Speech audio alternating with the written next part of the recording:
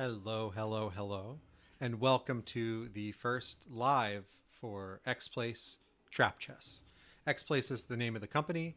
Trap Chess is the name of the product, and it is a board game that's chess with hidden landmines. So there is an app you can download, and you're allowed to play one game at a time in the app. It's free, and I'm going to go ahead and get started by joining right now. I'll be talking about trap chess in general, chess, moves that are made, uh, anything you can think of chess related or trap chess related. If you have any questions, feel free to type them in the chat. Okay, I'm going to join. My friend sent me a code. Boo boo. So the way it works is when you join originally, you can generate a play code and then click join game and send that code to a friend, and then they can enter the code here and click join game. Whoever generates the play code plays the white pieces. Whoever enters the play code plays the black pieces. So here I'm going to select 16. If you're playing someone that's a different skill level than you, you can choose a different quantity of traps. So if I put in, if I'm a better player than someone else, I would put in less traps so you have an actual game balance. However, I want to, for the first game, have as many traps as possible so we can increase the chance that a trap will activate. So I'm going to choose 16, and they also chose 16, and they made their first move. Great. So here they did a standard move, e2 to e4. That is the most popular chess move, opening move for chess. I'm going to go ahead and make a move. I'm going to do something a little different. I'm going to go ahead and do a b7 to b6. That opens up my bishop to come out to b7, and then it can hold that entire diagonal. Can everyone hear me okay?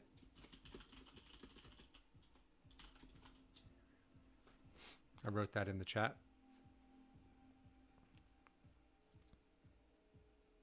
Now, the interesting thing is when you play trap chess with the app, every time... Cool.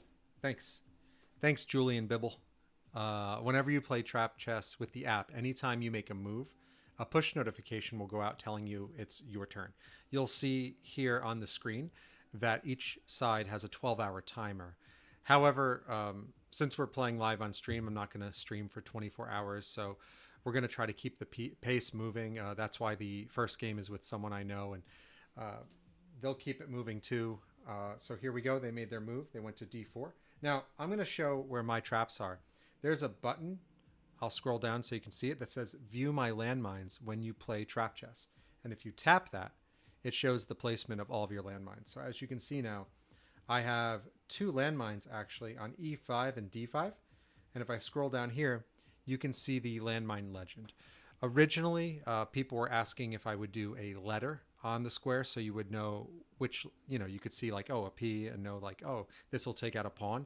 But on some screens, it's harder to make out the letters. So I opted to use colors. And the colors are part of a color palette that is friendly for people with color vision deficiencies. So it's called the Okabe Ito color palette. So here you can see anything that's at the top. The black and the white ones are removing pawns. The orange ones remove knights, yellow bishop, green rook, and blue queen. That mimics the board game as well. So here, I don't have to worry about anything really in the middle. If my opponent decides to move one of their pawns up in the middle, they'll lose it to one of those traps. So I'm going to continue with my plan and putting my bishop on the b7 square. That will attack straight through. Now, if my opponent at any point moves their f1 bishop and that pawn on e4 is out of the way, I can go in, take that pawn, and the rook will be gone.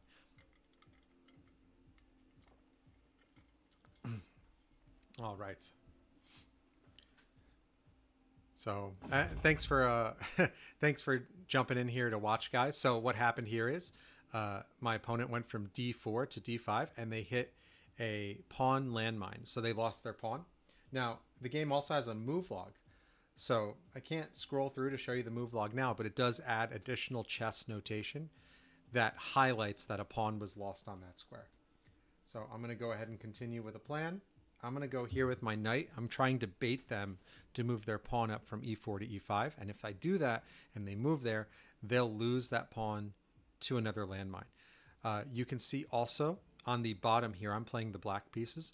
My landmines originally said 16. They dropped to 15 after one was activated. My opponent opted to bring their bishop in on the g5 square to attack the f6 knight. I don't want to let that knight go just yet, so I'm just going to go ahead and put it on the side of the board. I could take their pawn, as you see, but there may be a reason they left it open. They might want me to take the pawn, and then if there's a knight landmine there, I would lose my knight. So I would get 1 point and they would get 3. I don't want to take that risk, so I'll move it to the side of the board. Now, that's also known as a bluff. So you see their queen on the d1 square. If their queen comes down to h5 and takes my knight, and I had a queen landmine there, they would lose it. So they might assume there's a trap there and opt not to take the knight, or they'll take the knight with the queen because they go, okay, it's worth the risk. Now, queen is your strongest piece. There are 2 queen landmines, so they did opt to take it. So now I'm going to push a little bit further. So I'll bring my pawn up, attack the queen to push it out, and see what they do there.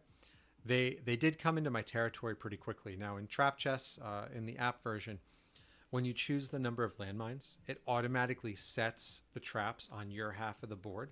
So you're only actually at risk of losing a piece when you cross to the other side of the board. That's why when I play Trap Chess, I tend to stay on my side. Now, that's just for the app. The app takes away a lot of the work for you by making it... Okay, so they're focused on that f7 pawn. That's the weakest pawn in chess because it's right next to your king, and on the other side you have the queen to protect you, but that's the spot people usually go for things like Scholar's Mate. I'm going to go ahead and push again, and we'll attack the bishop this time and try to push that away. It's protected by my rook on h8. All right. So does anyone have any questions so far?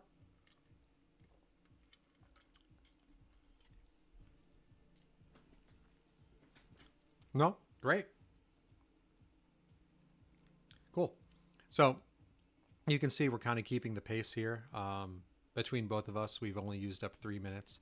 The game is designed with a 12-hour timer because I understand that people are busy and you can't just sit there and play a game of chess. So every time it's your turn, you get a notification. You can open the app, make your move. All right, they moved their knight out. That left their bishop free. So I'm going to go for the bishop and take it with my pawn. So cool. You can also hear the music. That music is designed to be focus music.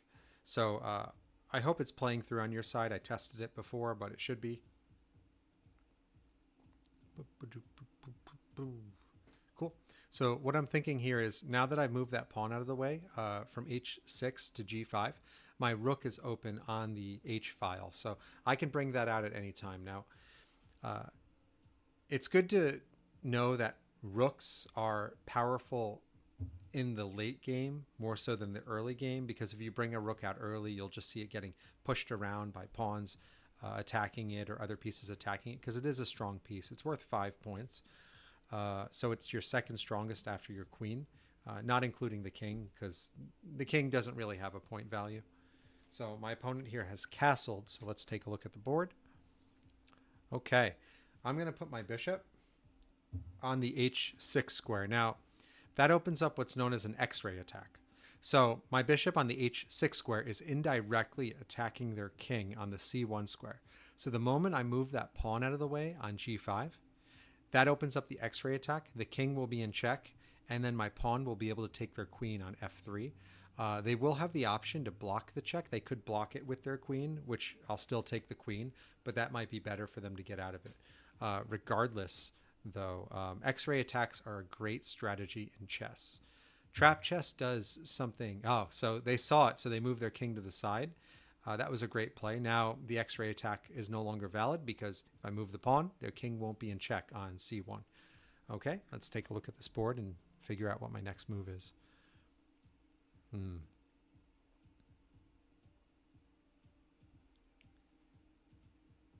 Okay. I'm going to do something a little different. I'm going to move my pawn from f7 to f5. Now, my opponent can't take my pawn with their pawn, because if they do that, their queen will be in danger. If they and taken by my bishop on b7, which is what I set up in the beginning. But if they don't do something there, like let's say they opt to not address this and they leave their pawn on e4, if I take it with my pawn and they have a landmine there for pawns, that will actually open up an x-ray attack for their queen to take my bishop, and then my rook is in danger. Here they opted to move their knight into play, so let's take a look at why they would do that. They won't go to f6 to check me. That doesn't make sense. The c7 square is a great square to put forward a fork. That forks my king and rook, but my queen on d8 protects against that. So they'd just be trading their knight for a pawn. That knight does block my capabilities of getting through the center there. So let me see. I'm going to go ahead and put more pressure on their queen. I'm going to put pressure on the queen by moving my pawn up. And that also opens up my bishop again on h6. So I think that's a good move. My pawns are all protected by each other. The only one that isn't protected is the one on g6. It's in the back. But my opponent has no way to really get there currently, so I should be okay. So let's see what they do and how they respond. It's hard to, talk about these things and focus on the game, but I'm going to do my best. So, by the way, feel free to download the app. You can download the app by going to trapchess.com and scrolling to the bottom. There's a link to download for Android or iPhone. So, and it is cross-platform. If you have an iPhone, you can play with someone that has an Android phone. If you have an Android phone, you can play with someone that has an iPhone or another Android. It works perfectly fine. Okay, so they put their queen on d3. Now, what they're doing is they're setting up their rook on d1 and their queen on d3 to come down. Now, that d7 square is double or is triple protected by my knight on b8, my queen on d8, and my king. King is the last one that can take back because you can't move your king into check. But let's see what we can do here. I'm going to try to think this through. Okay. I don't really want to take with my f5 pawn just yet, because there could be a landmine there, and then it opens up that g6 pawn to be taken. Because if I take on e4 with my pawn, if I take on e4, there's a landmine. Then their queen can take on g6, which would put me in check, and I don't have a lot of protection on that side. So instead, I'm going to opt to attack that knight with a pawn. It's pretty far into my territory, so hopefully I can push it back. That also opens up my queen to come out on the diagonal. So if I bring my queen out to like e7, f6, or g5, then I can clear the space for my king to castle on that side. I'll only have to move the knight out of the way then. And that gives me a little bit more protection, considering the left side of the board for me is pretty weak right now. What do you guys think? What do you think of the game so far?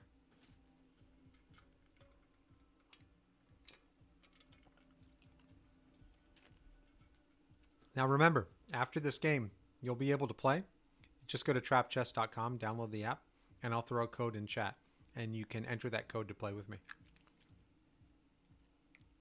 So let's see how this board is doing. All right, yeah. So they have to move their knight. That's the best move. Oh, thank you. Thank you, Serena. All right. Let's take a look. Now, one of the things about bringing your knight to the other side of the board early, or any piece, is it can get pushed back by pawns. Now, I'm trying to think. I think I want to move either to c5 or a5 with a pawn to attack the knight again. I'm just trying to figure out which one is better. But I've also pushed the knight away, so I could just straight go for that pawn on e4 with my bishop. because they haven't made a move. They haven't moved their pawn off that square. I'm pretty sure it has a pawn landmine, so it should be safe for the bishop. We're going to do that. Okay, and that applies pressure on the queen as well. So they can't come down. They have their rook and their queen both on the d file. They can't come down and take that pawn to attack my king because of the protection I have. So they'll have to run. And now I have two bishops set up on diagonals.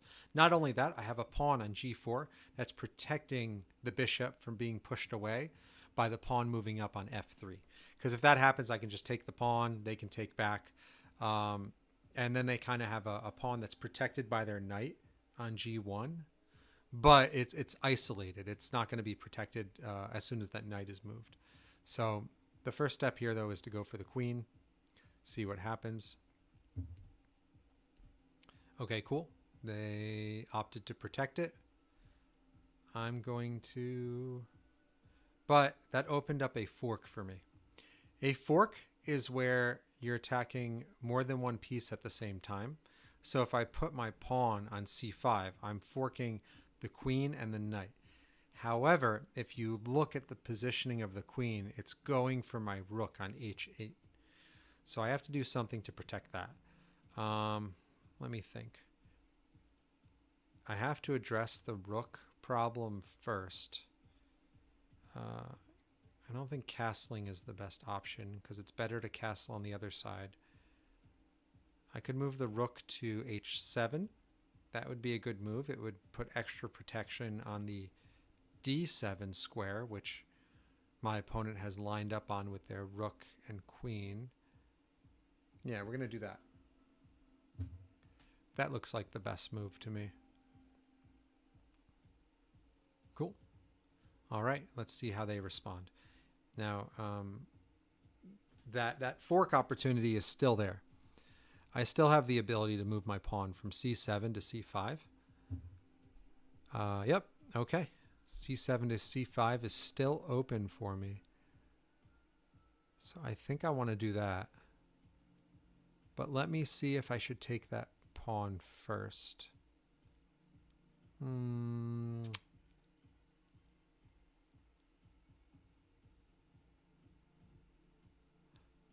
No, I'm going to go ahead and attack. The best defense is a good offense, I've learned. So we're going to go ahead and attack instead. Yeah. Now I have to be careful. In trap chess, the most common trap is a pawn landmine. So as soon as I move a pawn across the board, there's a 25% chance I'll hit a pawn landmine and lose it. That makes it harder to promote in trap chess, but I did leave something in the code. So pawns can be assigned to the 8th or the 1st rank pawn landmines randomly. If they're assigned there, they're actually duds. They're not going to activate because you're going to move to promote a pawn. It's going to promote, and then it's going to check the trap. So a pawn landmine can't prevent a pawn from being promoted in this version. However, with the board game, that is a rule that you can opt to have work. So, okay, so they move their queen to c4. Let's see. Now I still have to deal with that threat. I can either take the knight on b4 with my pawn, or I can deal with the threat of the bishop being attacked on e4. Both of those... Let's see. I think the first thing I would want to do is take with my pawn to f3. I think that's the best move. Yeah. I like that move. And then I might retreat my bishop. Because I don't want to lose it just yet, and I like having that diagonal open. But I'm also looking at doing a c2 move. Because if I do a c2 move, that's known as a fork as well. But now they have too much protection to take it. They have the knight, the queen. Yeah, it's not forcing their king out. I would do it if maybe it forced their king out and I had a continuation to keep applying pressure, but I don't see anything like that. So, okay. First, we're just going to take the pawn. We're going to hope there's a pawn landmine there. Because if there is, they can't take back. There isn't. So when they take back, I'll probably run. I don't want to take the pawn and have to deal with the knight on g1. It'll just take my bishop out.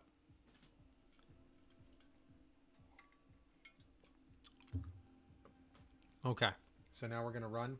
I want to put the bishop back on the original square.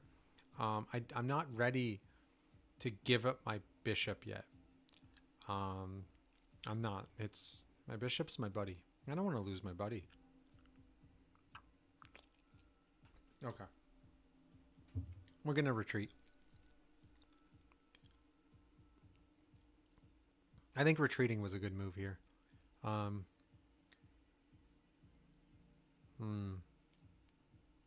The reason I don't want to give up my bishop yet is because their king is on the light colored, the light colored square, and this bishop is the bishop for the light colored square. I have my dark colored square bishop in a spot that's blocking their king from coming back out, and they're cornering themselves. So I want to keep that possibility to use that bishop in the future. It also restrains them from moving their knight, because if they move their knight out of the way, I can take that pawn on f3, and now both rooks are in danger.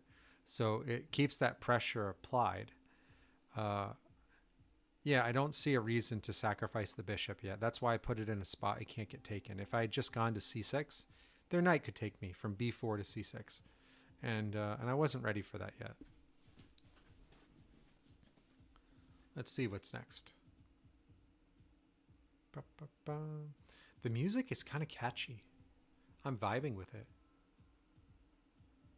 Yeah. Oh, and in the back, you can see there is the board game.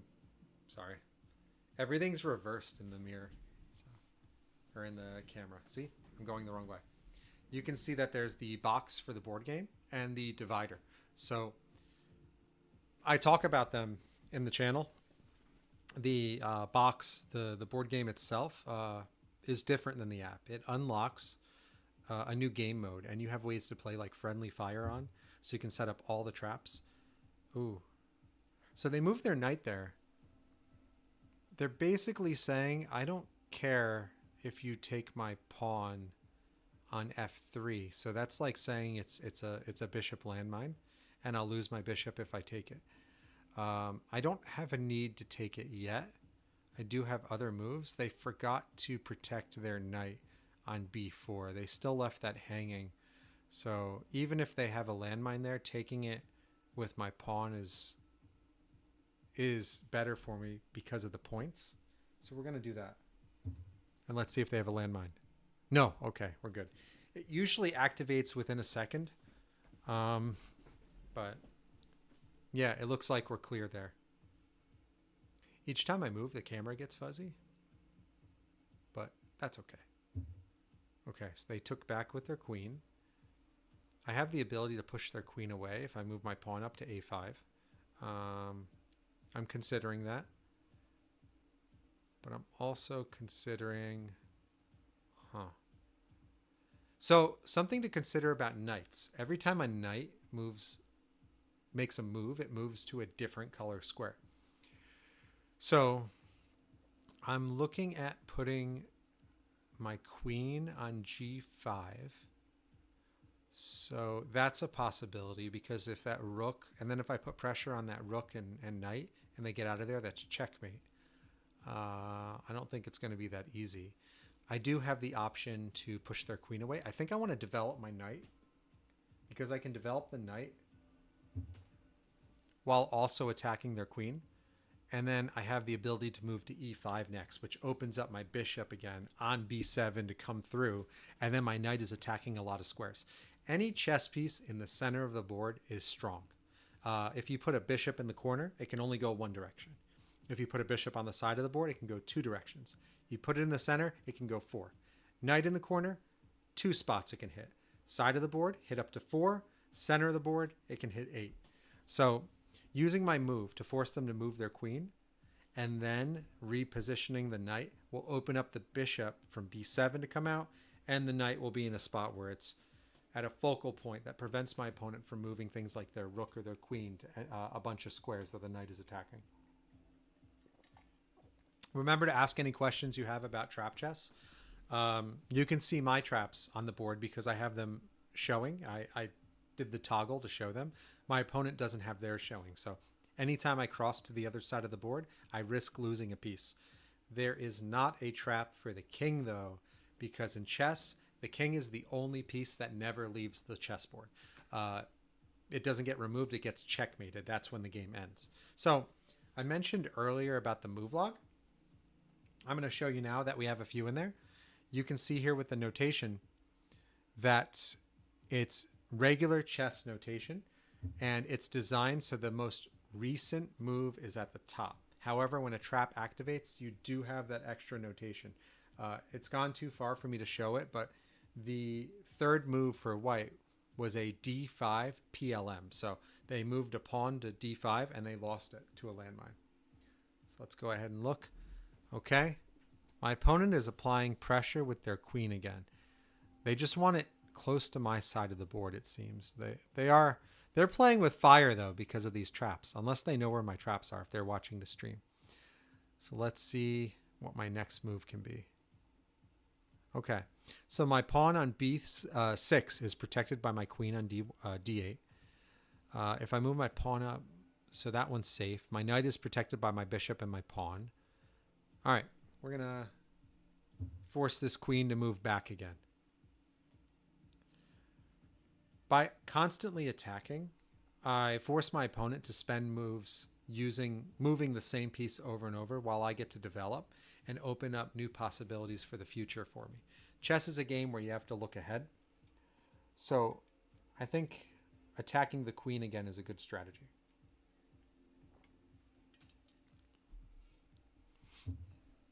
All right, perfect.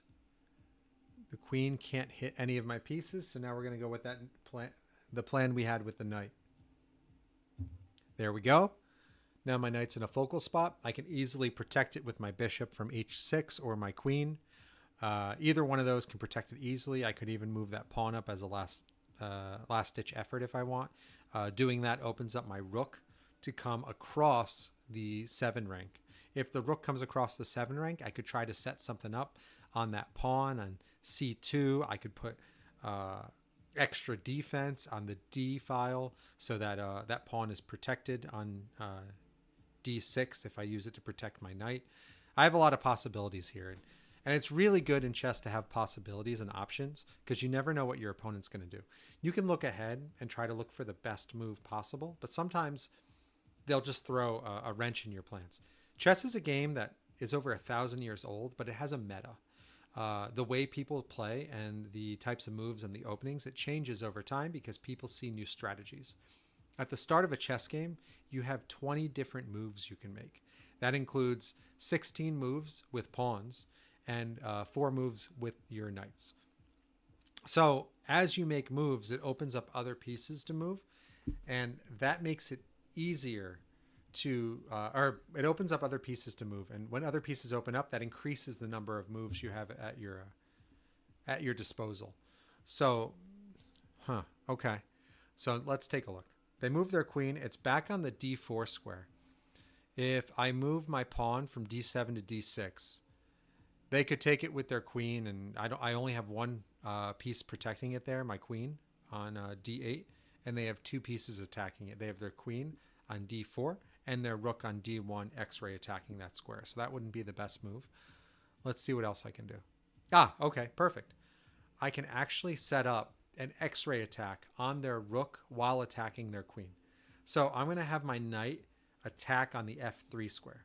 Now, my knight being on the f3 square means it will be attacking their queen on d4. But also, I have my bishop on b7, protecting that knight. The moment I move that knight out of the way, their rook on h1 is under attack. So if they pick a square to move their queen to that I can attack with my knight, I can do a double attack. I can move my knight to attack their queen. And when they save their queen, I can come through with my bishop and take the rook. And the rook is worth 5 points. And they don't really have a way to take me back right now because it's not protected.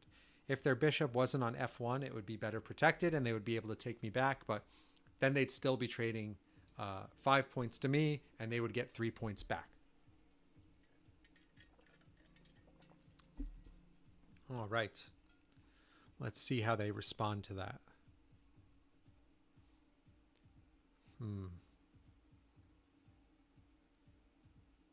All right. What do you guys think of the game so far?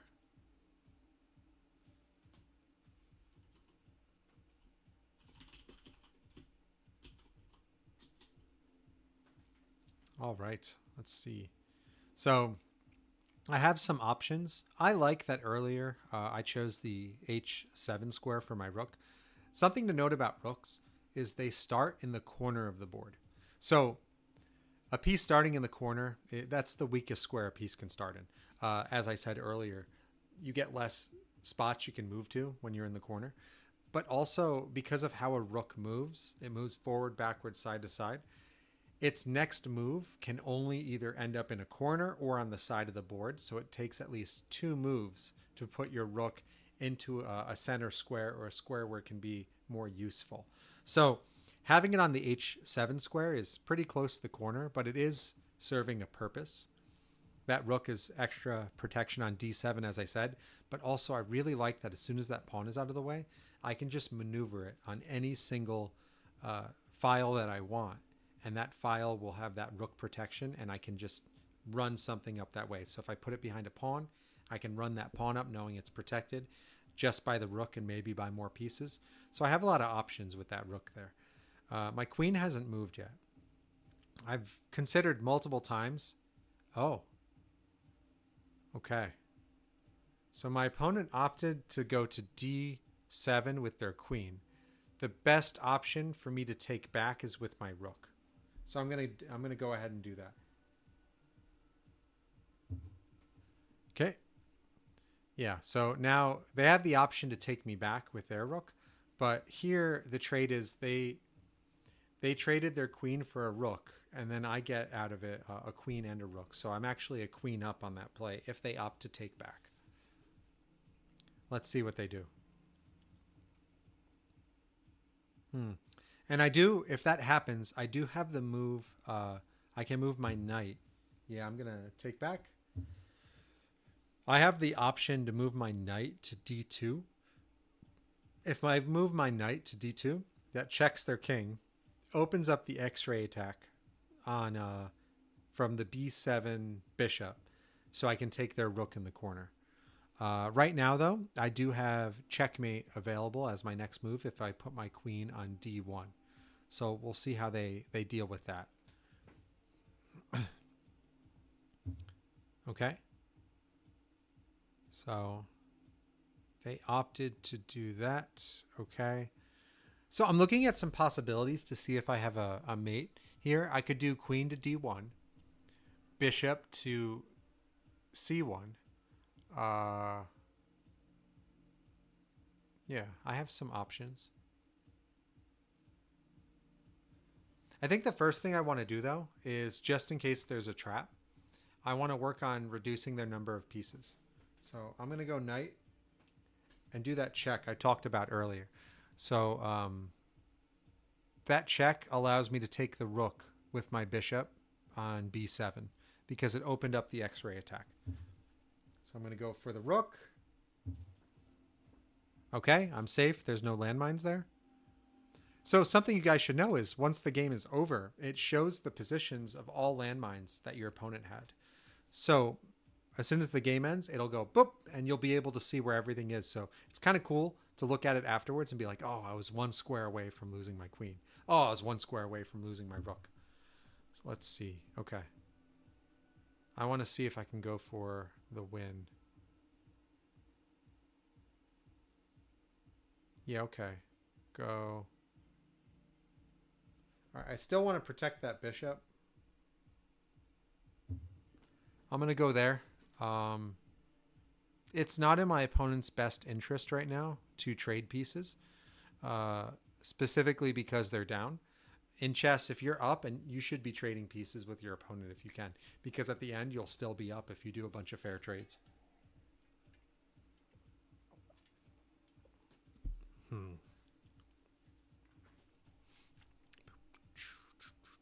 Okay, let's see what happens next. So I'm looking at the possibility of like putting my queen on D4 and starting to go for the king. you know, through a series of checks, trying to end it. But if I do that and there's a queen bomb, like a queen landmine on D4, it holds me back. So I want to try to do more trades first before I go for it, so I don't have problems.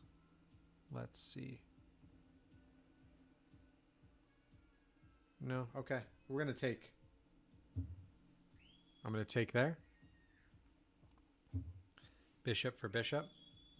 I don't know. It feels like I'm being baited to move my queen to d3. That's what it feels like. I don't like that. All right. I know what to do. Bring my rook into the action.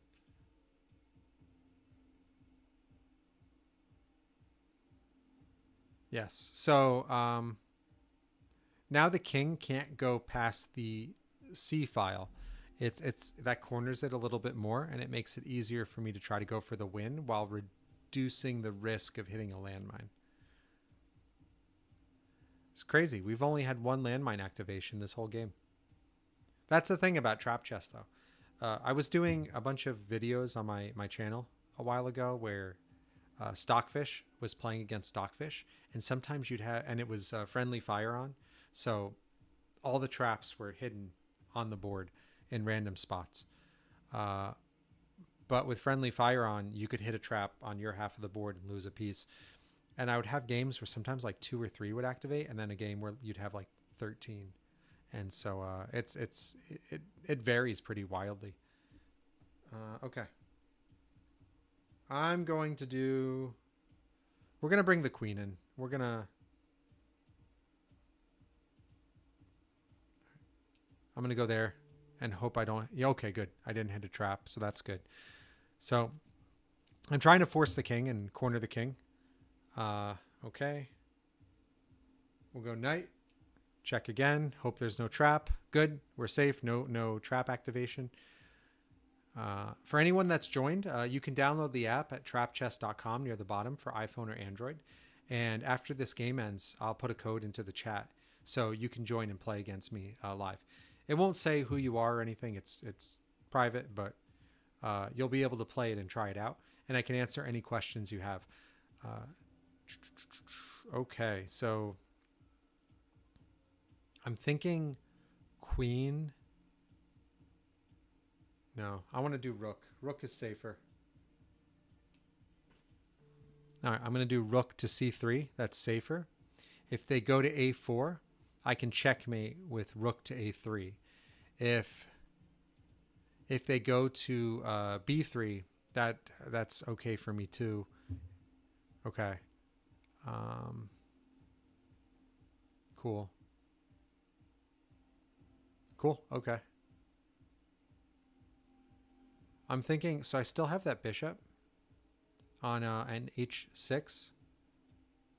Let's see. I have to be careful. If I make one wrong move, I can lose a piece to a trap. So I'm going to go queen, actually. Thanks for joining, Mark. All right. Mark, if you want next game, you can get it. I'll put a code in the chat and you can play. So here we go. Yeah, so that forces their king onto the side of the board. And now I can end it with the rook. Cool. So that's the game. So now that the game ended, you can actually see where all of the traps are. So the 2 queen landmines were on f4 and h4. So I was pretty safe with my queen on that side of the board before, and I didn't know. I just didn't want to take the risk. And then the rook ones were on e4 and e3. And then, yeah, so it looks like I was able to avoid all the traps. All right, cool. All right, I'm going to generate a play code. You'll see it on the screen. If you have the app, you can enter that play code and join the game. So it's 2PQK7X. I'll enter it in the chat. So whoever enters it first gets to play. And I'm going to pick 16 again, just so that we can increase the chance of an activation. We only had one activation last game. All right, and I'm going to make the first move. And I'll play again with my landmines active so anyone can see where they are.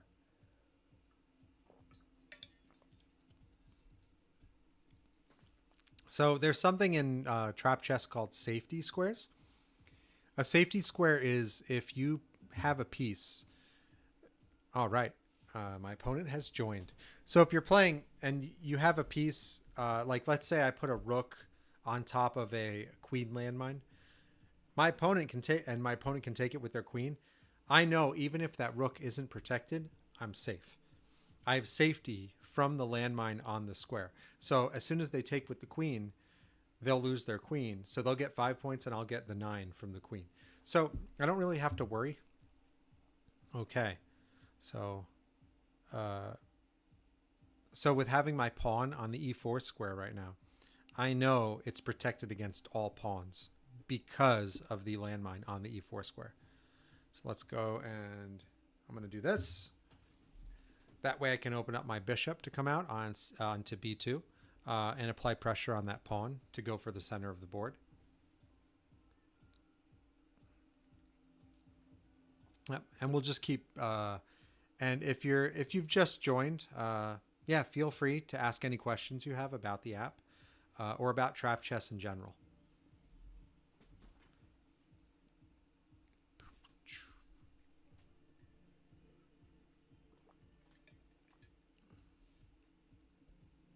That last game was intense.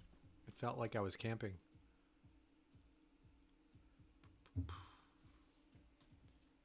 Let's see. All right. Oh, interesting. Focusing on the f2 pawn. Okay. I'm going to keep going with my plan. I don't see a reason to do anything differently yet. So I know the possibility of the queen coming to h4 is there. It's totally fine. Okay. Now there's protection on that pawn. Okay. And what I want to do is I want to just start.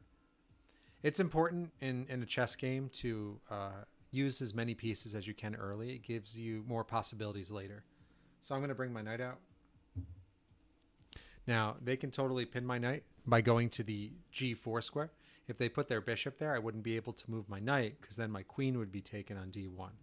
However, it's a safety square. So I know they can't put their bishop there. If they put their bishop there, there you go. They lose it to a landmine. And now I'm up by a bishop now. Not only that, my opponent spent their turn losing a bishop. So I get to make a move, whatever move I want. So if like normally in chess, if you have a square where it's like they take, you take, they take, you take, whoever takes last wins the square. And usually you're forced to do those takes unless you have another plan. But here I get to do whatever I want. I don't have to worry about that bishop. If they had been taking something or they were taking and then they lose it, I don't have to take back. I can do something different. So let's take a look here. I think what I want to do, I want to keep moving pieces out. So I'm going to move my knight, my other knight. Since that bishop can't really do much right now. It can't go to the e5 square. It's protected by their pawn on d6. So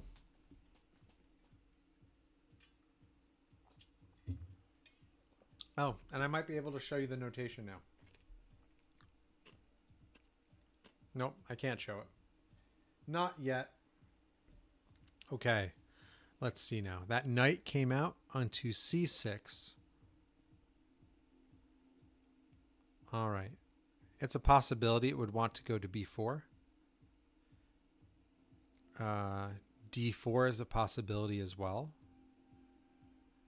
Both of those are strong possibilities. Let's see what I want to do. I could probably force it to one of those squares over another square if I use my knight. No, I don't think I can force anything, actually. They have a lot of freedom here.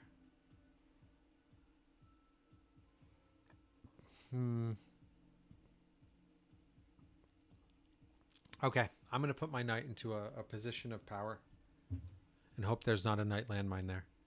Cool. So, yeah, I think that works. Cool. That also opens up a couple possibilities for me with like my pawns. So I could move my pawn from b3 to b4. That's a possibility. Yeah, my opponent doesn't like my knight there. They're going to try to push it out.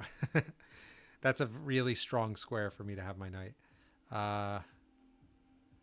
I'm thinking I'll just take their knight back. It's probably a good move here in this situation. Yeah, I could do that. I think they were trying to bait me to put my bishop onto b5 to pin their knight because they have a bishop landmine there and I'm not going to fall for it. All right, I'm going to go ahead and I'm going to take the knight back. Oh, there's a knight landmine. I lost my knight. They don't have to spend a turn taking my knight back now. They can just do whatever they want. Normally, they'd have to go queen takes knight or pawn takes knight to make it an even trade, but the landmine did that for them. So, sometimes you pick the wrong square. You know, it just happens.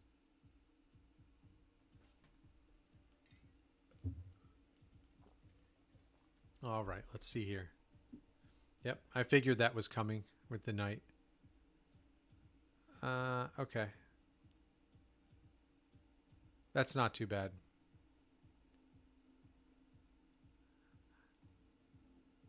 I think I want to take it with the bishop. If I take it with the bishop, they might take me back. I don't think they're going to take me back with the pawn. They might take me back with their bishop. And then I can just move my rook out of the way. So it's like a nice way to start getting my rook into the game because a couple pieces have been lost. I think that's a good strategy right there. And then my knight sits there out of harm's way to basically attack whenever I want. So we're going to go with that. Cool. And then when they go bishop takes to apply pressure on my rook, I'll just move the rook out of the way. Cool.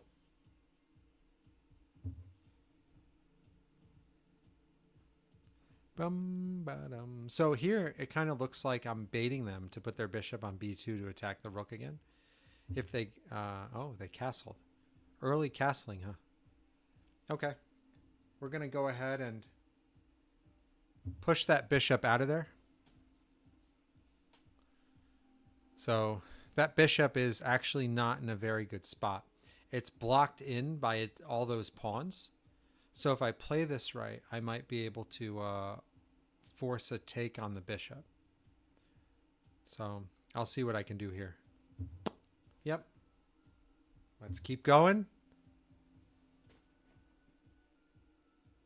Yep. Let's just keep attacking that bishop. If I keep attacking that bishop and pushing it back, it's great. I really just hope the moment I cross, I don't hit a pawn landmine because that can break up my whole pawn wall. Okay. We're going to do that. And then I really hope there's not a pawn landmine on a5. If there's a pawn landmine on a5, it wrecks my plan. However, if there isn't, I have that whole pawn wall protecting itself. So unless he makes a move here to give the bishop somewhere to run, that bishop is going to die pending there not being a pawn landmine on the a5 square. Oh, yeah. So the move there was, I don't have a pawn landmine there. Don't put it there. Give my bishop somewhere to run and also apply pressure. Okay. So there's nothing for me to do there, though. I'm just going to leave it because I do have my own landmine on the b4 square. So if their pawn takes my pawn on b4, I'm good. It'll just explode. So I got them to use several moves protecting the bishop, though, which is great for me because it allowed me to advance my pieces while chasing the bishop away. All right, let's see what I can do now. I haven't brought my queen out yet. I have that second bishop I haven't used, my bishop on f1. So I definitely want to bring out another piece. Let me see. Okay. I have an idea. I'm going to go queen. Let's bring my queen out. So that puts more protection on that side because it looks like we're having a little bit of a battle over there. Chess is a game of war, so you want to make sure that that you're positioned to win as many battles as possible. That helps you win the entire game, which is the whole war. And whoever I'm playing against, thank you for keeping the pace moving. If you have a move where you really want to think, take as much time as you need. But thank you for keeping the pace moving. It makes it easier to stream. If you've just joined, just know you can go to trapchess.com, download the app, and you'll be able to play live with me here. Ooh, okay. There's a lot of fighting here. Okay.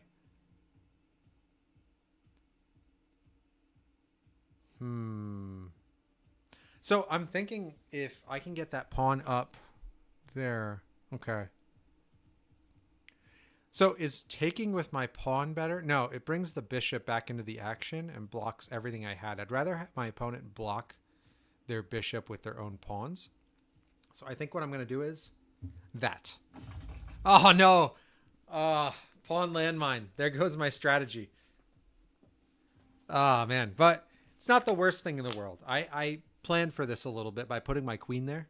So my queen does have a shot at their bishop now, which is protected by their queen currently, which is fine. But it does prevent their movement. So good play there, getting me to move that pawn up. I feel like that's exactly what you wanted me to do, and I fell right for your trap. I played into your hands. So, yeah, there's a... That was a good move. Yeah, now we've had a couple trap activations. We can go to the move log, and you can see it there. B5, pawn landmine. B5, PLM. So you can see on the bottom two for move 7, that was knight takes F6, knight landmine. So that's when the knight was lost by white. And that's where a pawn was lost by white. So, yeah, the move log does have new chess notation now to showcase the traps activating. When the game ends, you're able to see the positions of all of the traps. And that helps a lot because now you can analyze your games. You can see where you went wrong, what happened, what your opponent was thinking. Because sometimes you'll see things like bluffs. They'll throw a piece on a square and you'll be like, oh, I can just take that for free. But you always have the chance of hitting a trap, so you might not take it. If your opponent's aware of that and they know your play style, they could do that as a bluff. They could be like, all right, take it. And you go, I'm not going to take it. I know there's something there to hurt me. And you avoid it. And then it opens up the door for them because they were bluffing. So bluffing is a brand new concept introduced in trap chess that didn't exist in regular chess. Because in regular chess, all the moves you can make are visible. It's just about if you see it or not. So, okay, they move their rook out. So it looks like they want to set it up to run that pawn up the C file and give it protection. Now, that bishop is still... I know my queen would be safe on the b5 square because the pawn landmine removed my pawn from there, and there's only one landmine per square. So it can't be a queen landmine. So that's a pretty strong spot for me to put my queen. I could put my bishop there. I have some options here. So let's see. I'm thinking about using my bishop from f1 and maybe putting that on b5 instead of my queen. I was also looking at c4 for that bishop because it lines up directly with the king and it limits the moves they can make, because if they move their rook out of the way, it's bad for them. So I'm going to do that actually. Boom. And that prevents their pawn from coming up further. So it puts kind of a gridlock on that side of the board, like the A, B, C, D files. It puts a gridlock for my opponent. They can't do anything with that bishop. It's stuck behind their pawns. Their pawns can't move out of the way because I've blocked them with my pawn and bishop. Their rook can't really come out. It's kind of trapped unless they put it c7 and they move through it. Okay, so they brought their queen out. Now, that leaves their bishop vulnerable on b6. So I'm going to assume this is a bluff, and I'm going to take it and hope I don't lose my queen. Okay, cool. We're good. All right. And I don't have to worry about that queen doing anything right now, because the only thing it can do is take my knight on f3, and that knight is protected by the pawn on g2. Okay. So they're going for the pawn on e4. I can easily protect against that. I'm going to do that. like that. Perfect. Oh no, I wasn't paying attention.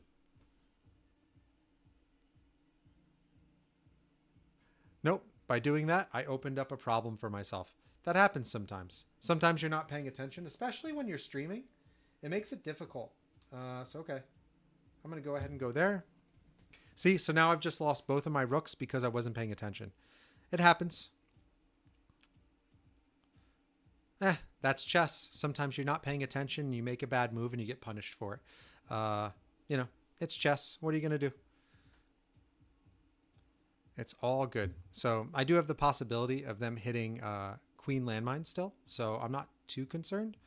You know, I also am pretty close with my queen, so I can start going for victory. We'll start attacking. All right, we'll take that pawn. We'll try to get back into the game and go for the win. Nice move, by the way. Sorry I made a mistake. I know you probably wanted me to play at my best, but really good move. You tricked me. So here we go. Yeah, my knight's fine. Pawn's fine. I don't really have to worry about any of that. Let's see. I could go there. Yeah. I'm trying to focus now. Now that I've made a mistake, it's time to like bring in hyper focus mode, you know? Okay. I'm going to take that pawn. Oh no! I lost my queen. I hit a queen landmine. I was trying to protect my pawn on h2 while also taking their pawn, but sometimes you just hit a landmine. You know what happens. Oh no, I'm in a terrible spot now.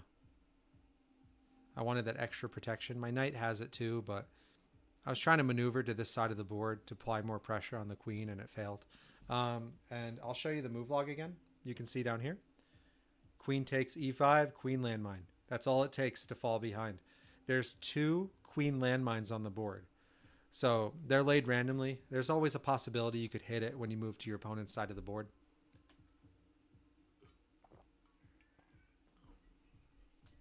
Bum, bum.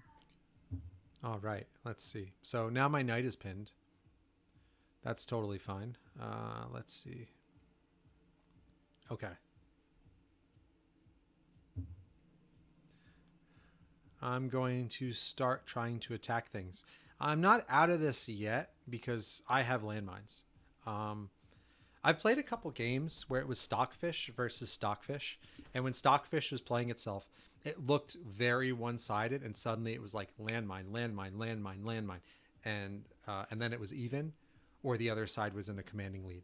I've also played a couple games where one side was winning a good amount, and then one landmine activated, which was like the move they needed to make to block checkmate, and the landmine activated, and that just ended the game. So I've seen a little bit of everything. All right, so the king is unique because it doesn't have a landmine to worry about. The king never leaves the board, so you never have to worry about hitting a king landmine and losing your king. So it makes it a really good weapon of choice later in the game because you can kind of do anything with it. Okay, so they moved into the corner. Oh, man, moving my knight doesn't do anything. The moment I move my knight, I can just get forked. So it doesn't help. Let's see here. I don't see a lot of options for myself right now.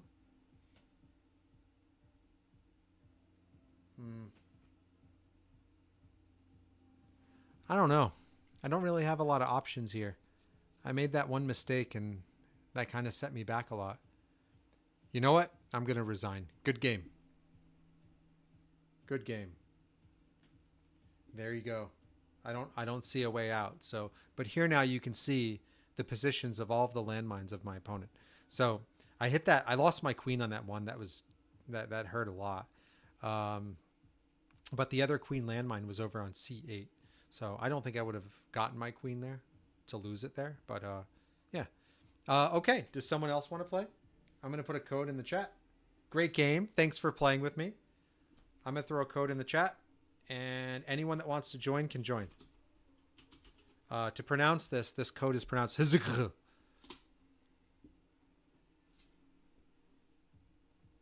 It's the sound you make when you've been sick for a while and you have a lot of phlegm.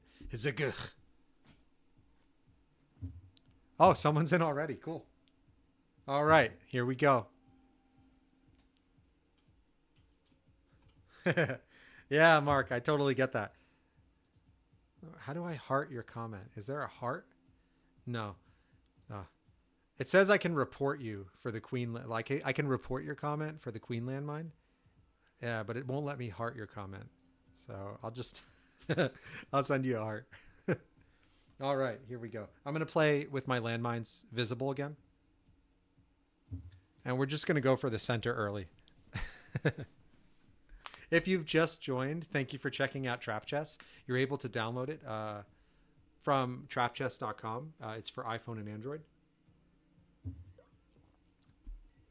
Interesting. This is a new line. Are you trying to get me to push my pawn up to e5 and just lose it? I don't want to do that. All right. We're going to go defensive. I don't know what to expect with that pawn, so we're just going to defend. We're going to give my pawn on e4 a little bit of defense with that knight.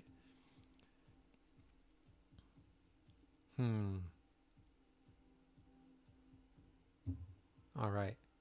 Interesting. So you're opening up the diagonal as well. Okay.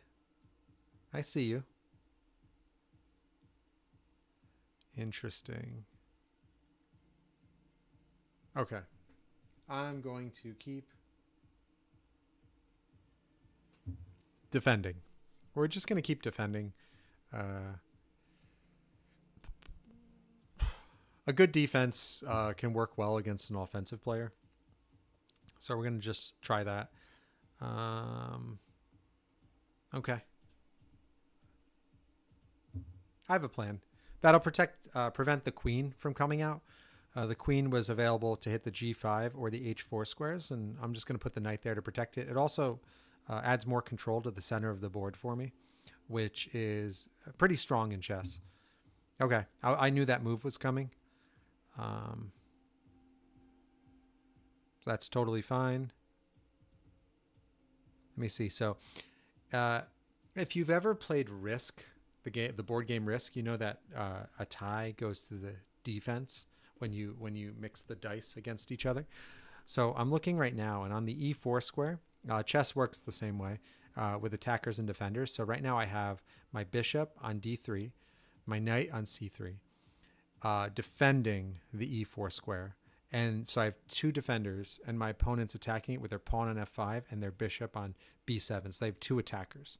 So if we went back and forth with that territory, attacking back and forth, I would win it because I'm defending it with the same amount of defenders my opponent has attackers. For my opponent to win it, they would have to have more attackers than I have defenders.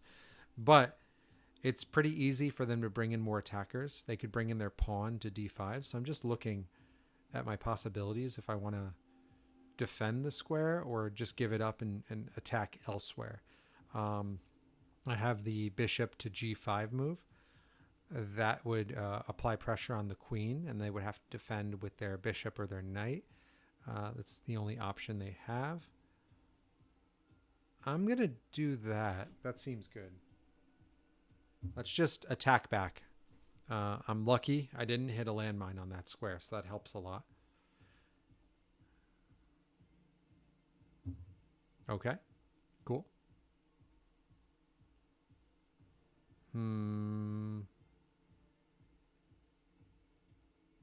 Okay, so now I have one defender on the g5 square, and they have two attackers. So that's okay, though. I'm okay with that. I really want to bring my rook out on the h file, and I can do that by attacking with that pawn or defending with that pawn. So I'm going to do that. That's not a bad move. Yeah, and I don't think that pawn is going to take on e4. It's not in their best interest. Yep, that's normal. I expected that. Okay. So, cool. I'm going to pull my bishop back. Yeah, so there is an X-ray attack. If they decide to move their pawn up to apply pressure on the bishop, I don't have to worry. I can take with my pawn. They can take with their bishop. I take back. They take with their pawn. And then my rook comes up on the H file and takes their rook. So them attacking again with the pawn wouldn't work that well. So I don't really have to worry about it with having my bishop so close to their pawns. Now, they could do their pawn to E5. But I have a pawn and a bishop that can take there. So it's totally fine for me. Okay, so there's that move I thought was coming. That extra attacker with the pawn on the D5 square. But I have possibilities here. So I could do bishop to E5 to apply pressure to the rook. And then I'm still attacking the pawn on C7 in case they ever move their queen out. They'll have to worry about that first before dealing with the pawn there. The attacking on the E4 square. So I'm not too concerned with that. So yeah, I'm going to do that. And I hope there's not a bishop landmine. All right, cool. No bishop landmine. I'm good.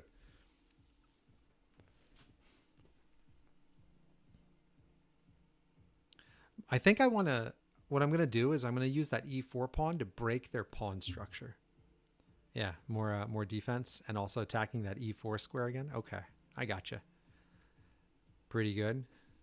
But we're going to use this to break through the defense. We're going to go that way. Their bishop on B7 has been blocked. I'm gonna take my time on my moves this time. I'm gonna do my best to not make a mistake. And I'm gonna hope I don't hit a queen landmine when I bring my queen out. I want her to sit there as long as possible in her starting square until I'm ready and I feel safe. So the bishop on B7 is now blocked by their own pawn, which is to my advantage.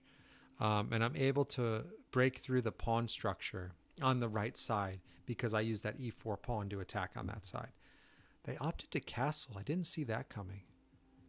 Feels like too early to do a castling there.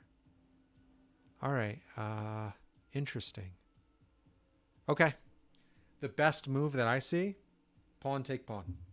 If there's a landmine, that's fine. If not, my bishop's protecting it, and now it's really close to the king.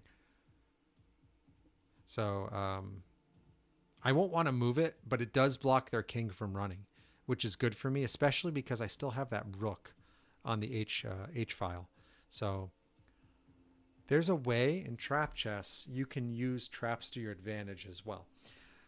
So let's say I move my pawn from H4 to H5, and there's a landmine there for pawns.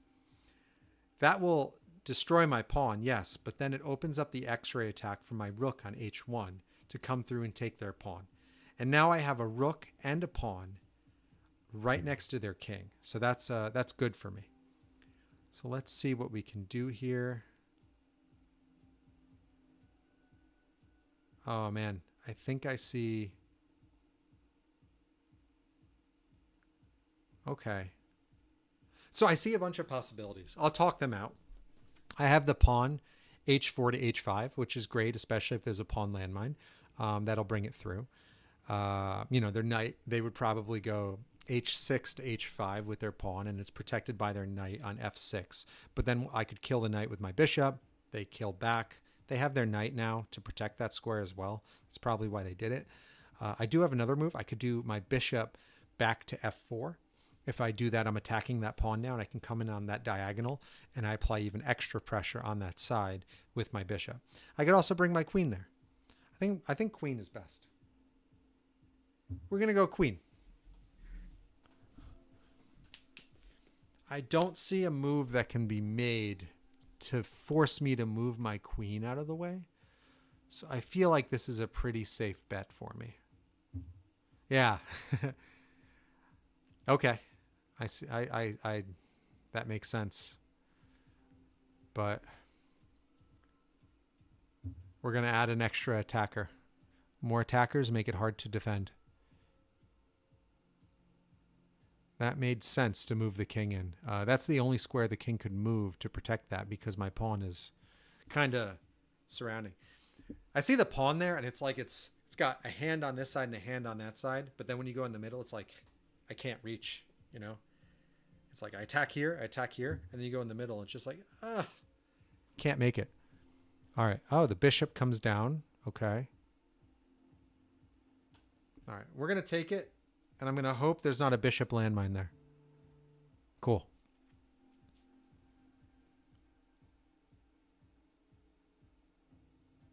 Let's see. So the king can't take the pawn. The king can't run to safety towards the queen anymore. It has to move back. Now, it could either go to the h8 square or the g8 square.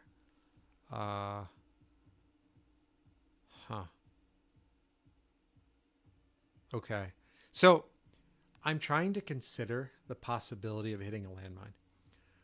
I could take the rook with my bishop, and that would be a point advantage to me. However, moving the pawn up seems like a better move. If I move the pawn up and a landmine explodes, it opens up that entire file for my queen to come in and just start attacking that king, and checkmate will be imminent. I see it. So I think that's the better move, and it also applies pressure to the rook, so the rook has to get out of the way. So it has to move forward. The king can't run. And I can just throw more protection. Okay. But I also should weigh the possibilities of my knight. Like my one knight, I could bring it into the action, and that would probably work. Yeah, I think that's good. All right.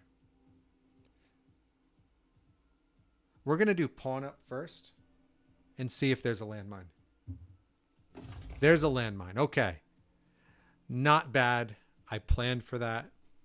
That landmine takes my pawn out of the way. It was one square away from promotion, but now my queen has a complete line to go for that king. It can come in on the diagonal. So we're going to do that. Check.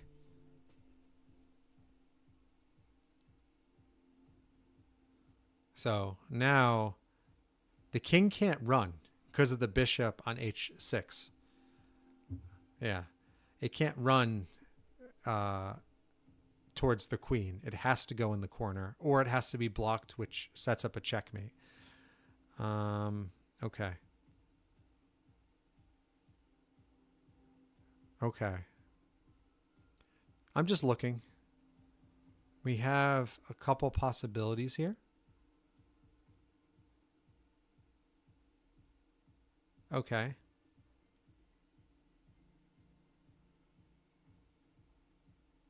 I could put my bishop on g6. That will attack the rook. The rook can't go to the right. It can't go to the g or h. It'll get taken. If it moves to... Yeah. He has the knight on d7 protecting that knight. By doing that, I would force the rook to block the queen from protecting it, basically, but... Okay. Let's see. Oh, man, if I just had my rook available, this would be easier. It can't get there, though. Okay. We'll go bishop. Or no. I don't want to go bishop. Yeah, we'll go bishop. Just keep applying pressure. I'm really surprised I haven't hit more landmines. You know, I thought I'd be hitting more. So. Oh. Interesting. Okay. I mean, my queen is protected. I would be up. Yeah, I'm cool with trading queens here. I'm very cool with that. Okay. Let me just see. Because if I trade queens, pawn, x-ray attack. Yeah, okay. Let's take the rook. Trading queens here is actually really good for me, so I'll do that. If we trade queens, I have a pawn there. I know the G rank, I can get another queen if I want. Okay. didn't trade queens. Interesting. That queen is the only thing preventing checkmate right now. The rook will be able to come in, though. I see that. Okay. Yeah. We're going to just keep applying pressure. Put some pressure on the queen there. Make them move it. If they don't move it and they try to attack me, taking the queen is check. So they won't be able to take my queen back. So that rook can't go to g8. It's not allowed. You're not allowed rook. You can do it, but if you do it, your king is going to be very disappointed in you. Really? Giving the queen up. Interesting. Am I missing something? No. Take the queen. Take the queen. Okay. And now the rook can't go to g7 now that we've set it up that way because of the bishop. So that's totally fine. Okay. We're going to do something crazy now. We're going to castle. We're going to bring that rook into play. I like having the other rook on the H file specifically because that pawn. Okay. They're looking to put their knight on H7. Ooh, I think that was a fast move that was made. Okay, we're going to do this. So this move looks crazy, but no, it's risky. I could do, so I'm thinking bishop to g7. If they take with their rook, then queen takes on f6 and it pins the rook. Yeah, I like that. But then they go knight to h, and I have to move anyway. And I can't move back because of the bishop on d6. So that's not the best move. Okay.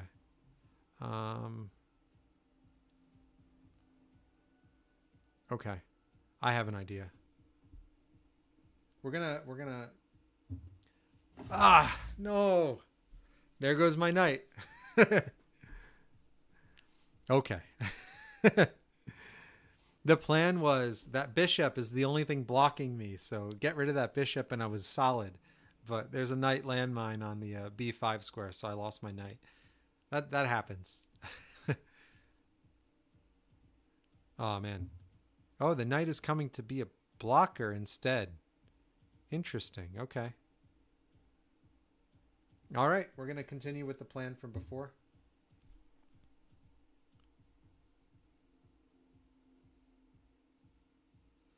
Yeah. So that knight can't really move out of the way because then it'll open up the queen to come in. The knight on f6. But it did anyway. Okay.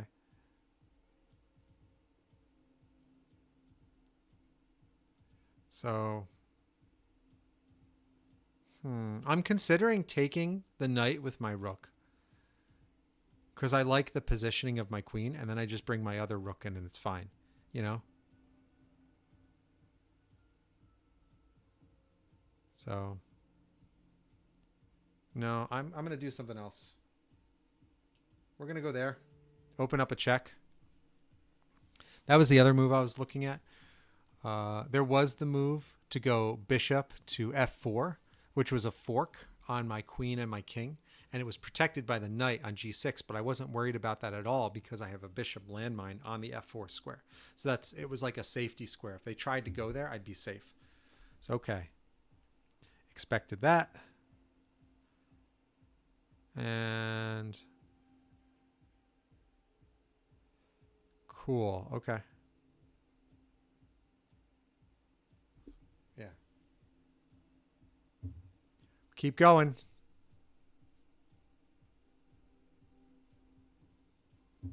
Cool. Expected that. Check. Cool. Expected that. And boom. No landmine, please. Cool. Now the rook can't do anything. That's what I wanted.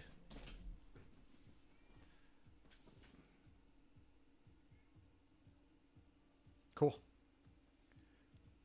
Now I can bring some pawns into the action. Oh, okay. I'm going to bring my rook in.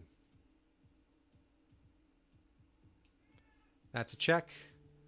Each time I make a move onto my opponent's side of the board, my heart like skips a beat. I'm so sure I'm going to hit a landmine. Yeah, so here I'm taking a look. They move back. Like if they try to attack the rook, that's checkmate. All right, that's checkmate. Unless there's a queen landmine here, that's game. Good game. Okay, so let's see. Oh my gosh, I was dancing around the queen landmines the whole time on G6 and E6. They were right there. They were right there the whole time. Ah, that was a good game too. I'm having a lot of fun playing live. Thanks for playing with me, everyone. So, all right, maybe we'll do one more. Does someone want to play again? I could do one more and then maybe I'll call it. Oops. I moved the cable, and when I move it, sometimes it disconnects. So let me fix that. One moment.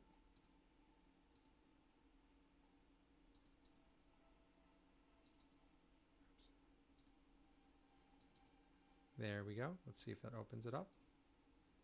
Nope.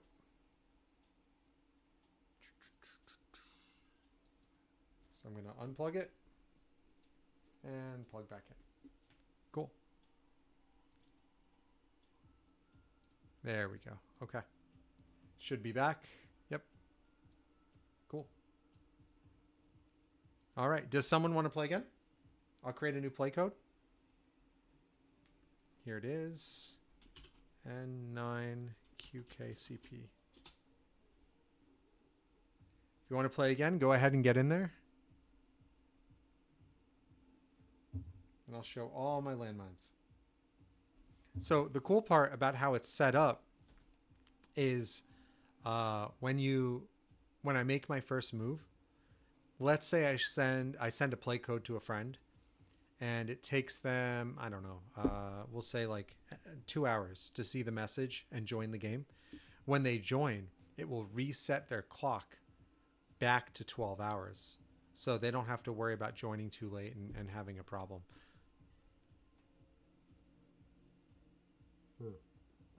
They don't have to worry about losing a bunch of time. Cool. You know what? I think that's good. Thank you for joining, everyone. I don't see anyone joining to play with me.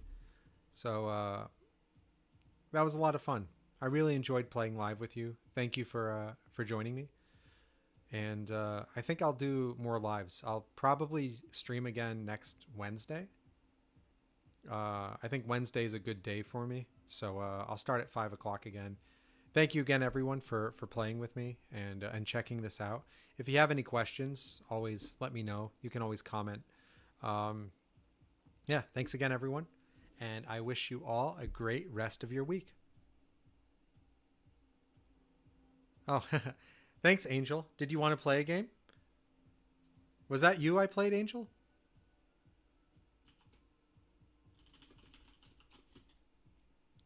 All right.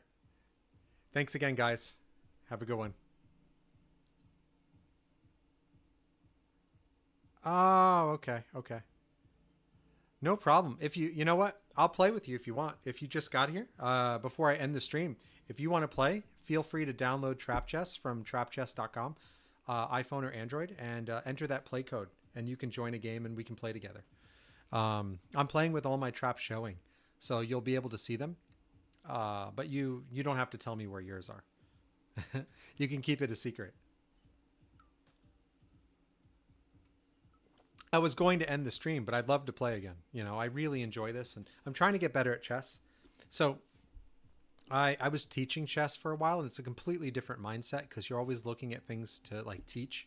I'm still kind of in that mindset now. I'm not like playing to win, but the game is designed to basically balance people of different skill levels when they play each other.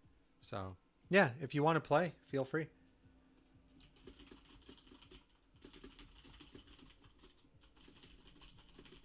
Play code. All right. Cool. Thanks for joining.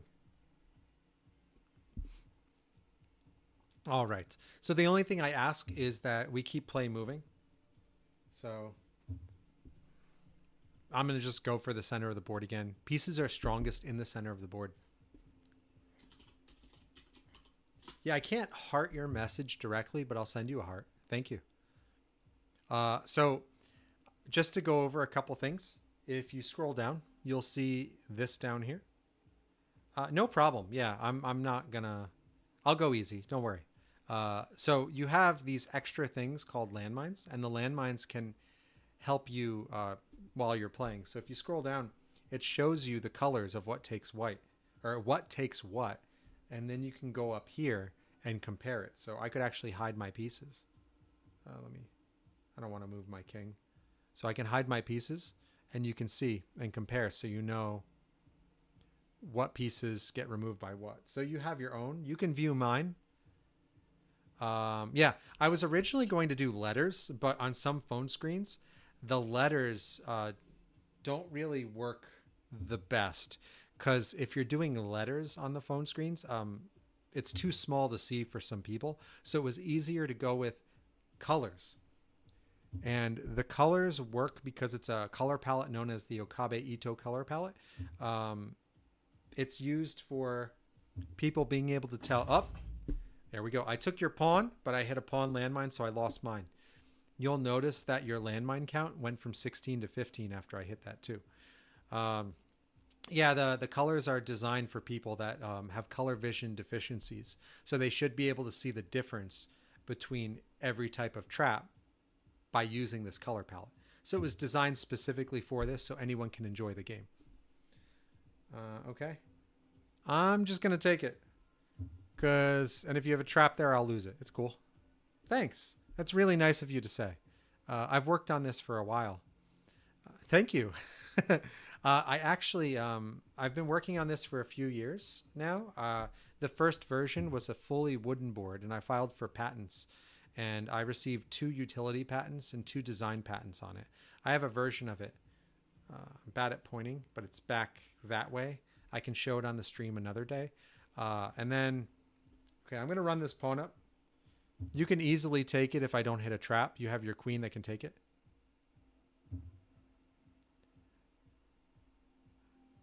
I think I remember you. Yeah. Thanks for checking this out. Yeah. So I'm not going to take your queen. Don't worry.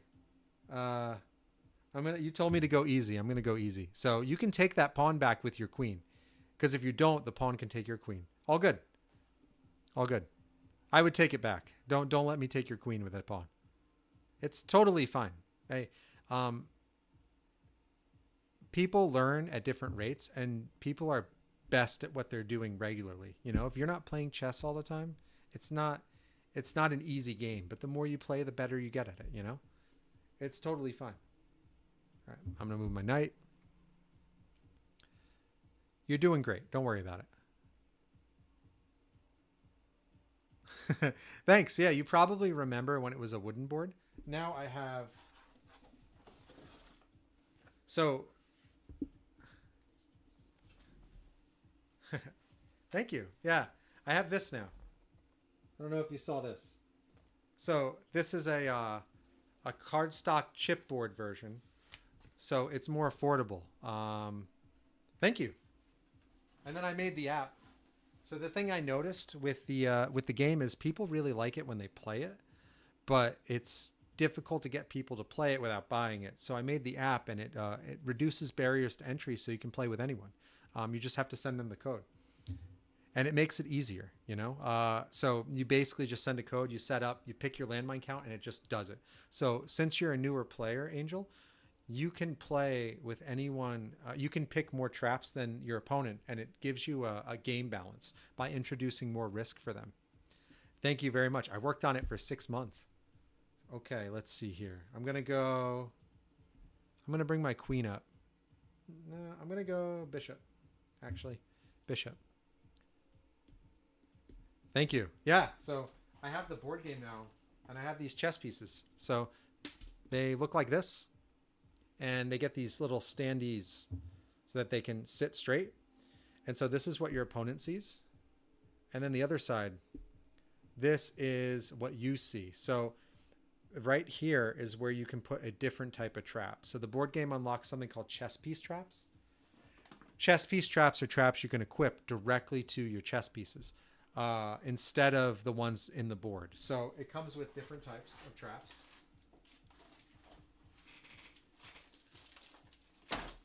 So these are landmines, or actually these are chessboard squares. They're basically blank landmines. You lay them across the entire board. Then in the ones where you don't lay the blanks, you lay the landmines. So these are the ones that remove your opponent's chess pieces, and there's ones for every single chess piece. Okay, my turn. Cool. Yeah, see? So you got them for all the different chess pieces. And so when you have the board game itself, you get to pick the spots you want to lay them. You can also play with friendly fire on. So you can lay traps across the whole board, and any trap removes any player's piece. There's different ways to play. The app is just like the simplest way to showcase the product so people can understand it, because it has so few barriers to entry. It's just download, enter a code or generate a code, join, pick the quantity, play, you know? Then on top of that, I have another product you can see in the back. So here, if I move my chair, you can see behind me, that's the board game box. And then that is the divider. So the divider is something you can put in the center of the board to make it so you have privacy while you're hiding things. And it unlocks new game modes because you can hide things during the game instead of just before the game with the divider. Oh yeah, appreciate it.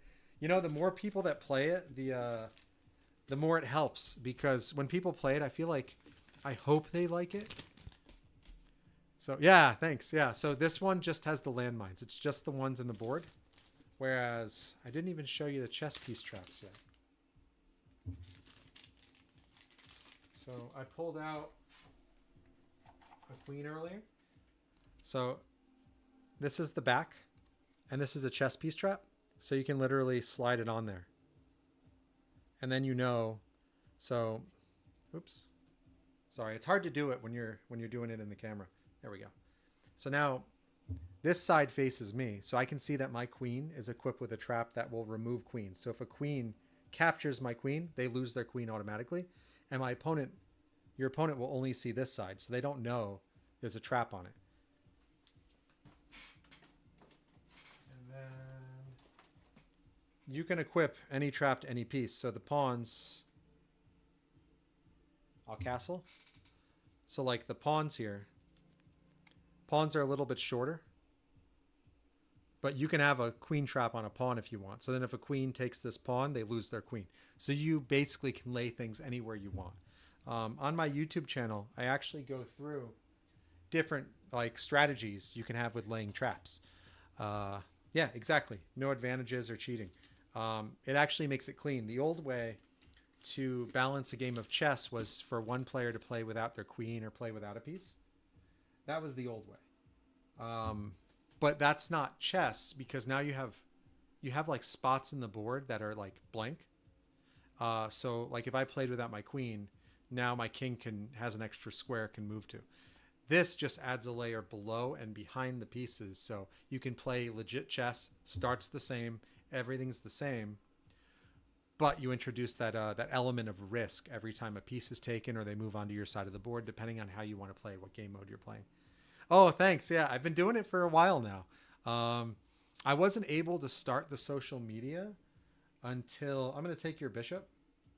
Actually, no, I'm not going to take it. Yeah, I wasn't able... my pawn is still there.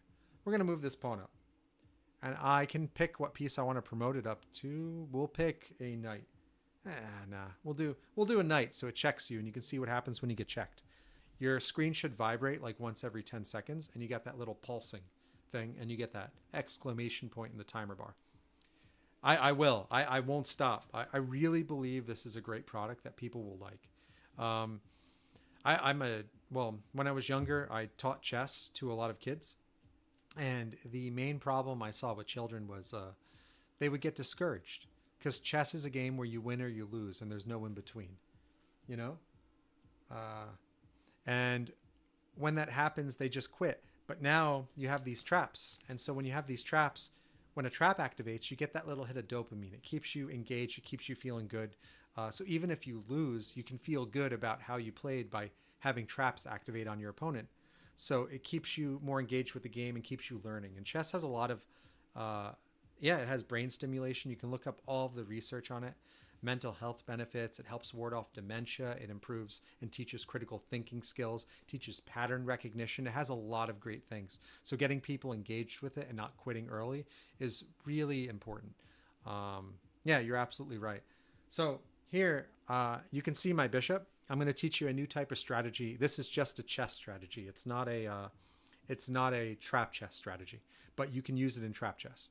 My bishop on e3 right now is blocking my queen on e2 from attacking your king on e7. You see that?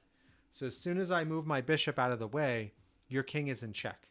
So right now, it's called an X-ray attack. My queen is attacking through a piece to another piece. There's different types of X-ray attacks, pins, skewers. There's different types. So this is activating an X-ray attack. So I take your bishop. My bishop could be taken by your rook, but you're not allowed to take it because you have to save your king.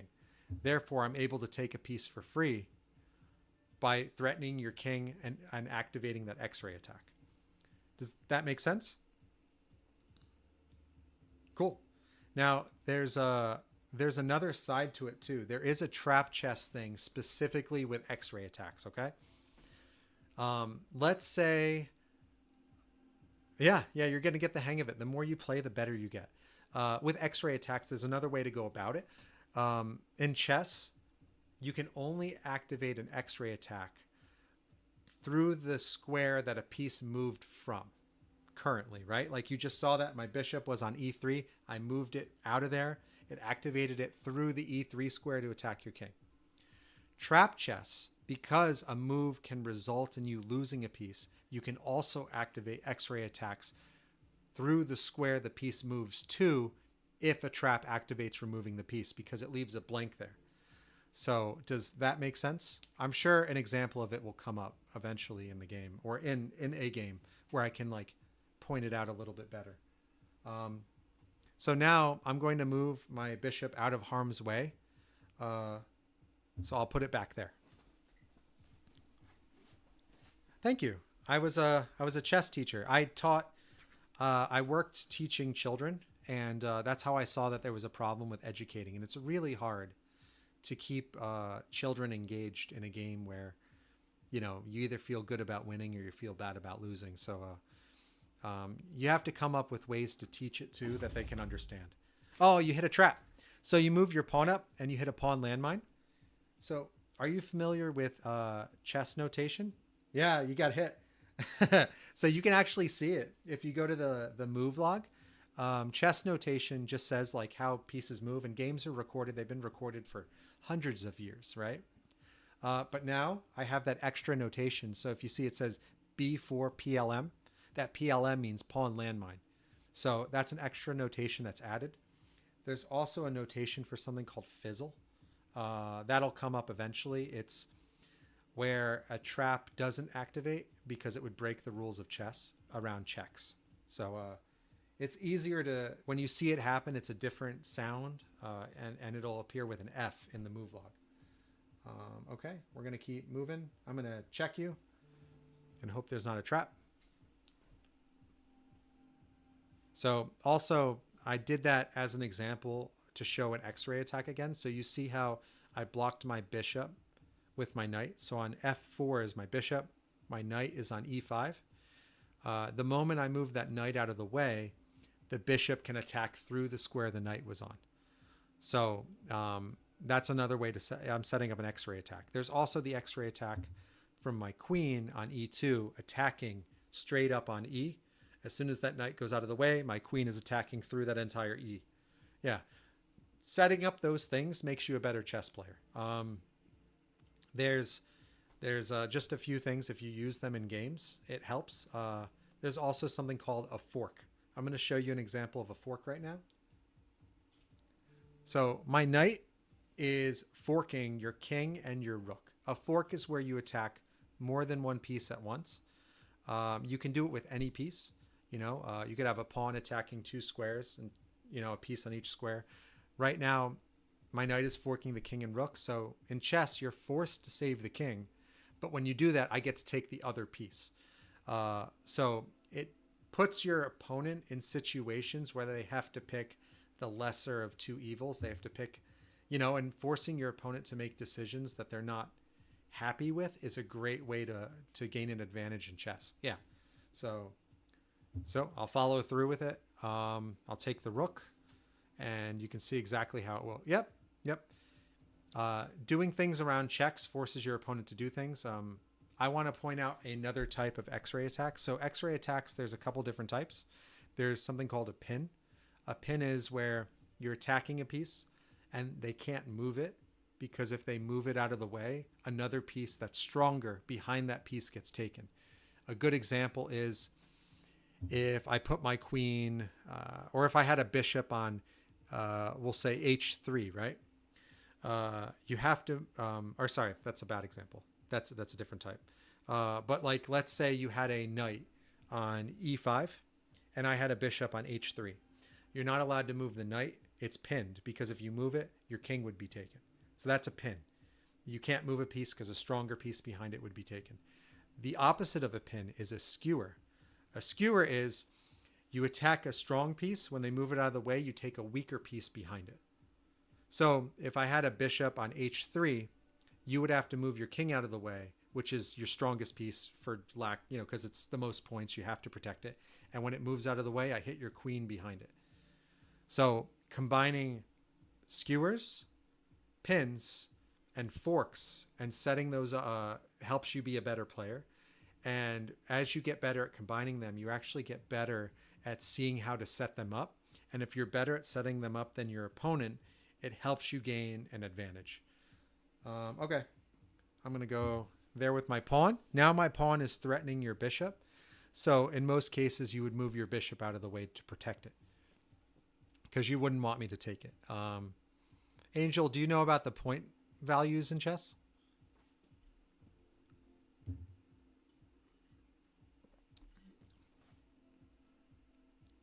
Yeah, cool. Yeah, exactly. You don't want to lose a piece for nothing.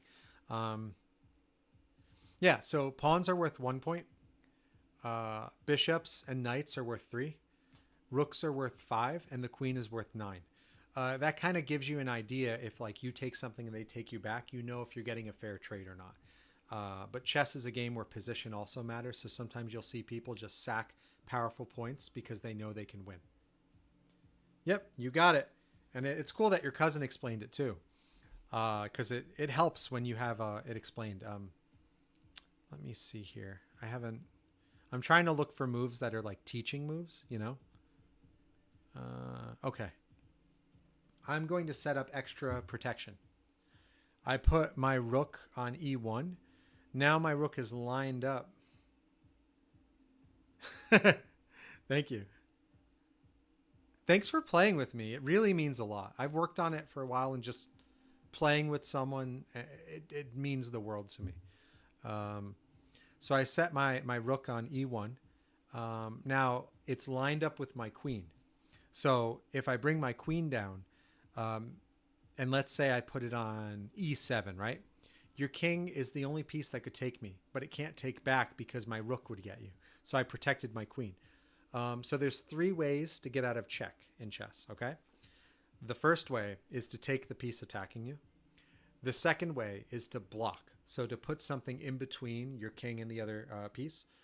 You can't block pieces like a knight, because knights can jump pieces. That's the only piece that can't be blocked. And you can't block if you don't have a square available between the pieces.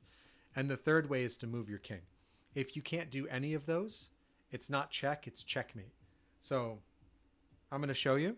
We can start another game too if you want, but right there, that's checkmate. And that's because we'll look at the 3 ways to get out of check. The first way is to take the piece. The only piece that could take my queen is your king. And your king can't take it because of the rook on e1. Your king is not allowed to move into danger, and it would be in danger by taking my queen. The second way is to block, but you can't block because you don't have any squares in between. The third way is to move your king. So if we look at all the squares your king can move to, all those squares are still a danger to your king because my queen is hitting all of them. Therefore, it's checkmate. So when you're checked, always go through that checklist, and it makes it easier to see your best moves. Usually, moving your king is the last thing you want to do, and taking the piece is the best thing to do. Because it's gaining points. That's not always the case because it depends on the position of the board, but. Yeah. Did you want to play again? Yeah. So I'm a chess teacher. Ask me any questions you have, and I guess I'm the expert on trap chess, so I can answer those questions too, and about like the new strategies involved. Here. No problem. Hey, thanks for checking it out. I think I'm gonna call it though. I'll come back on next Wednesday to play again. So yeah, no problem. I'm gonna stream next Wednesday at 5 again. So I agree.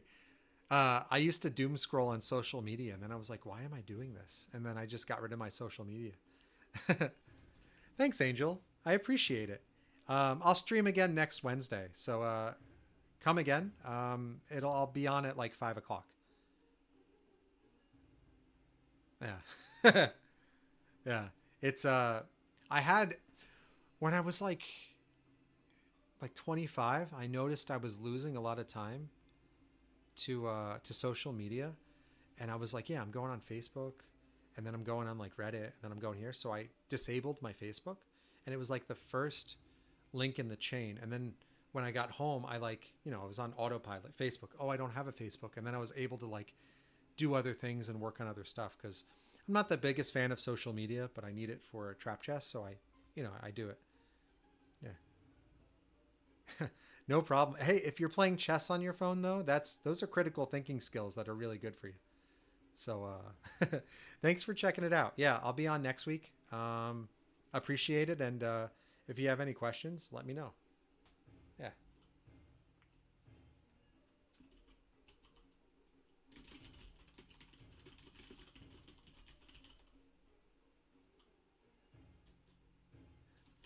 Good luck with your schoolwork. I hope everything goes well. Thanks again, everyone. Have a good one.